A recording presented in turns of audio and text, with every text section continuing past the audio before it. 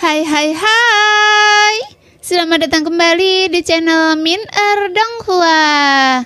Di video kali ini kita akan melanjutkan cerita Donghua Battle Truck Devon. Ayo langsung aja ke alurnya. Tidak, Bileng dong, Tian Lolan. Mengapa kalian tidak mengambil tindakan? Cepat hentikan dia! Teriak Yonantian dengan marah, hingga urat-urat besar di dahinya muncul saat ini. Tangannya gemetar hebat saat dia terus menekan dan darah mengalir deras dari sudut mulutnya. Tiba-tiba terdengar suara pecahnya segel Buddha penghancur besar Yonantian. Dengan pembuluh darah menonjol di dahi Xiaoyan, dia terus maju tanpa menghiraukan apapun.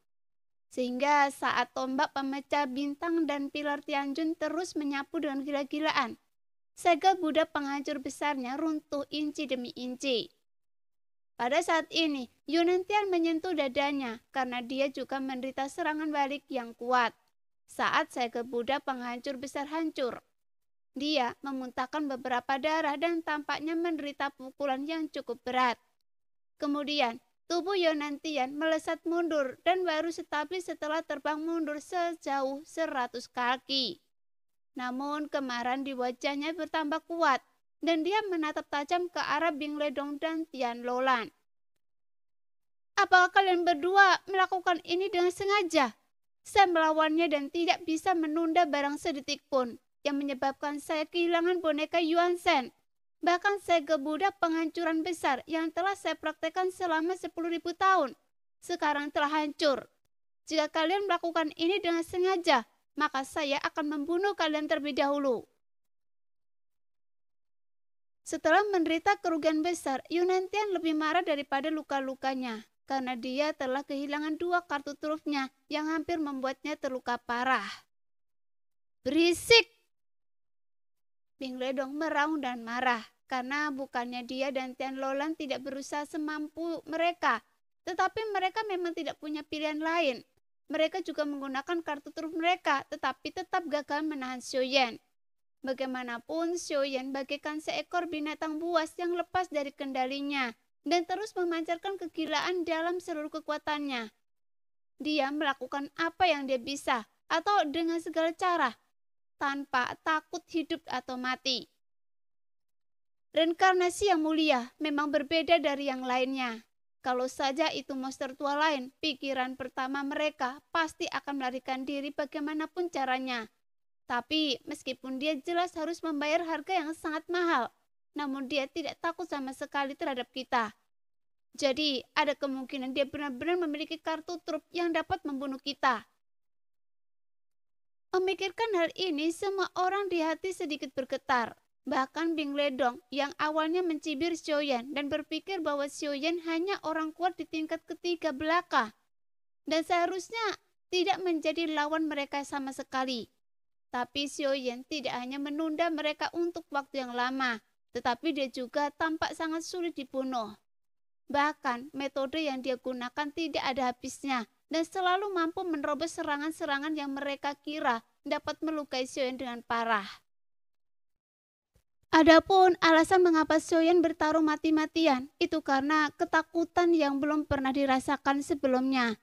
Jadi sekarang dia harus membuat mereka merasakan sedikit ketakutan, sehingga mereka pasti waspada dalam melakukan serangan balik kali ini. Dan jika tebakan Xiaoyan benar, mereka semua seharusnya merasa sedikit takut, dan orang kuat yang disegelnya dia rusak. Bahkan lebih cemas lagi dan dalam situasi saat mereka merasa pasti akan kalah. Sekarang, jika dia ingin menemukan secerca harapan untuk kemenangan, sekaranglah saatnya untuk menyerang balik. Sambil berpikir, tatapan mata Xiaoyan menunjukkan tekad yang kuat dan sosoknya yang tingginya 40.000 kaki bergetar hebat.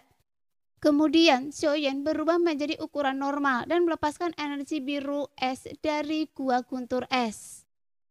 Apakah kalian bertiga yakin masih ingin mengambil tindakan? Xiaoyan mendengus dingin dan dia berbicara dengan nada mendominasi.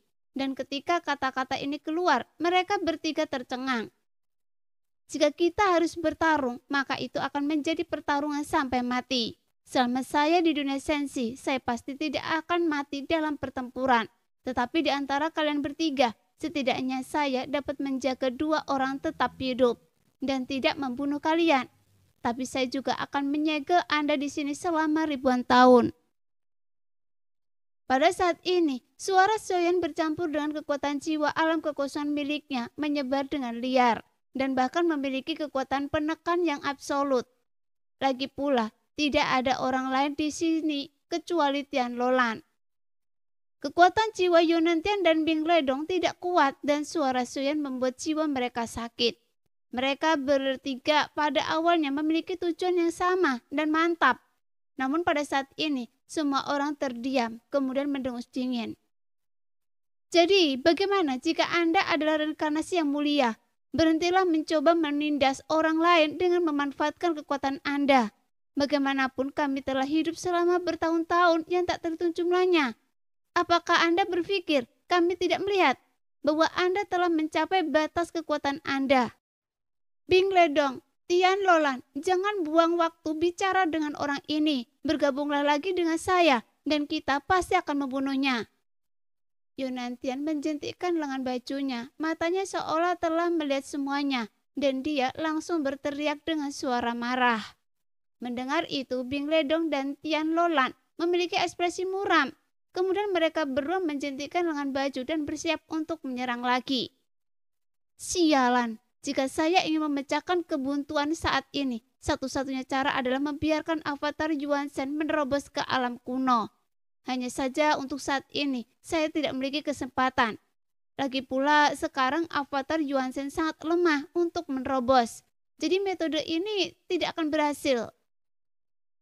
Sambil mengutuk dalam hatinya, Xiaoyan menggertakkan giginya karena reaksi ketiga monster tua itu sesuai dengan dugaannya. Bagaimana mungkin mereka bisa dengan mudah dibodohi olehnya? Sekarang, kekuatan avatar jangkrik emas telah jatuh ke tingkat ketiga dan avatar Yuan Shen bahkan telah jatuh dari alam leluhur.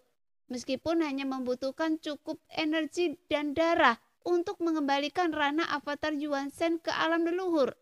Tapi situasi Xiaoyan memang seperti yang dikatakan Yunantian. Meskipun kekuatan Xiaoyan sendiri belum habis, tapi dia tidak mungkin bisa bertarung lagi untuk waktu yang lama. "Ye Beijing, apakah saya bisa meminta bantuan Anda?" Xiaoyan berkata perlahan, dan begitu dia selesai berbicara, sosok Ye Beijing diam-diam muncul di sampingnya, tanpa suara atau jejak. Saat dia muncul, Yunantian dan 2 orang lainnya tiba-tiba terkejut, dan pupil mata mereka bahkan bergetar hebat. "Tuan, silakan bicara," jawab Ye Beijing sambil tersenyum. "Tunggu sampai semua orang dari kelima tim berkumpul dan tolong lindungi mereka semua," kata Xiaoyan dengan serius. Mendengar itu, Ye Beijing sedikit tertegun. "Jika Anda mau, saya bisa membawa Anda pergi," saran Ye Beijing. "Tidak, saya tidak bisa pergi. Lagi pula mereka adalah kematian saya dan keberuntungan saya. Setelah saya menerobos keabadian dewa, saya akan bertarung sendiri dan tidak takut bertarung," Xiaoyan berkata dengan suara yang dalam. Saat Ye Beijing menatap Xiaoyan yang memiliki tekad yang tak tertandingi di matanya, dia tidak banyak bicara tentang obsesinya ini. "Baiklah, saya berjanji akan melindungi mereka. Bagaimanapun sudah bersenang-senang dengan semua orang selama ini. Jadi itu tidak berarti Anda berutang budi pada saya." Begitu Ye Beijing selesai berbicara, sosoknya menghilang tanpa jejak dalam sekejap, seolah-olah dia tidak pernah ada di sana. Namun penampilannya lebih menakutkan daripada apa yang dikatakan Xiaoyan, dan mereka bertiga bahkan berdiri di sana dalam keadaan linglung. Bagaimanapun, sebagai monster tua, mereka semuanya pasti mengenal Ye Beijing, dan ketakutan di mata mereka tidak dapat dibohongi. "Sialan, bukankah itu penyihir Ye Beijing dari dunia kuno Dewa Iblis Abadi? Bagaimana dia bisa ada di sini? Tuan Su memang seperti rubah tua. Pantas saja dia tidak mengambil tindakan sendiri. Sekalipun itu dia tidak akan yakin bisa mengalahkan Ye Beijing, kan?" Mereka bertiga berbisik satu sama lain dan Tian Lolan menarik nafas dalam-dalam. Semua juga tahu bahwa Ye Beijing penganut jalan 7 emosi dan merupakan wanita yang penuh nafsu. Tetapi yang tidak diketahui orang adalah bahwa ada sesuatu yang bahkan lebih mengerikan tentang dirinya. Karena jejak Ye Beijing menguasai dunia kuno dewa iblis abadi, dia tidak pernah terkalahkan. Kekuatan bertarungnya tak terduga. Jika dia bertindak, kita pasti akan mati. Tiba-tiba suara Tian Lolan sampai ke telinga kedua pria itu dan mereka semua ingin mundur. Hei, yang Anda takutkan. Jangan khawatir, ini pertarungan antara kalian dan saya, jadi dia tidak akan terlibat. Lagi pula saya bisa membunuh kalian semua sendirian. Saat suara Xiaoyan keluar, nyala api yang dahsyat tiba-tiba menyebar di sekitar Xiaoyan. Saat api berputar, penguasa berat Xiaoyan mengembun di tangannya. Adapun tombak penghancur bintang dan pilar penguasa surgawi tergantung di belakangnya. Pada saat ini, Xiaoyan tampak seperti dewa abadi tingkat kelima dengan tatapan menantang di matanya. Walaupun aura mereka benar-benar berbeda, tapi momentum yang melonjak dari tubuh Xiaoyan membuat mereka bertiga kewalahan. Tentu saja, ketika Xiaoyan mengatakan ini, mereka bertiga tentu saja tidak mempercayainya. Namun saat mereka berkomunikasi dengan Xiaoyan dengan jarak begitu dekat, terdengar seperti Xiaoyan sedang mencoba menipu mereka. Tapi itu juga membuat mereka semua ragu-ragu hingga tidak berani melakukan gerakan apapun. Sialan, ternyata kalian bertiga benar-benar pecundang dan saya tidak tahan lagi menontonnya. Karena kalian tidak berani membunuhnya, maka saya yang akan melakukannya. Sekarang, di suatu tempat dalam kampan ini, sebuah suara keluar perlahan. Hanya saja suara itu membawa aura pembunuh yang kuat, seperti belati, langsung menusuk hati Xiaoyan. Nah, demikianlah cerita hari ini. Terima kasih yang sudah selalu menonton video Min sampai selesai. Sampai jumpa lagi di video selanjutnya. Bye-bye.